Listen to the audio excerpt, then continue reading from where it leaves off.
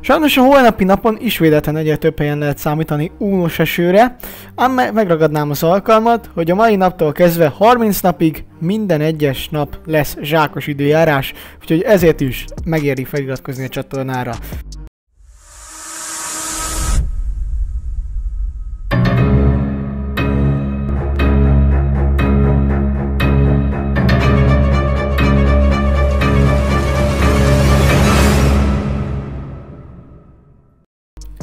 Kedd hajnalban egy oklúziós front érkezik, ennek nyomán egyre több helyen kell számítani vegyes halmazállapotú csapadékra.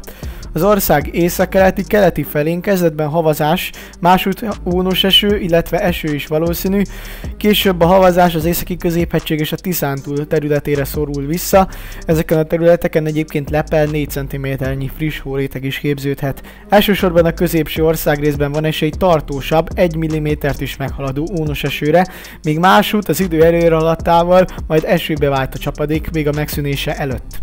A legalacsonyabb éjszakai hőmérséklet 1 és -5 fok között alakul, szóval az elmúlt éjszakákhoz képest enyhébb lesz a hajnal.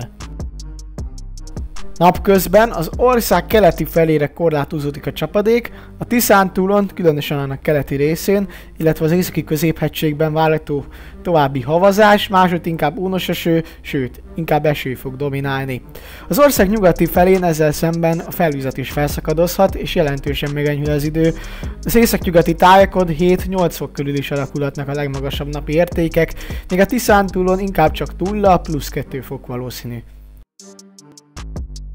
A folytatásban továbbra is sok front éri el majd térségünket, ami az északi középhegységben még vegyes, másod már inkább folyékony halmazállapotban érkezik.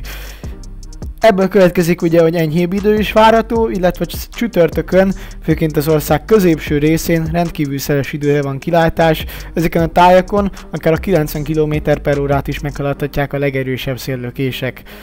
Részletek holnap!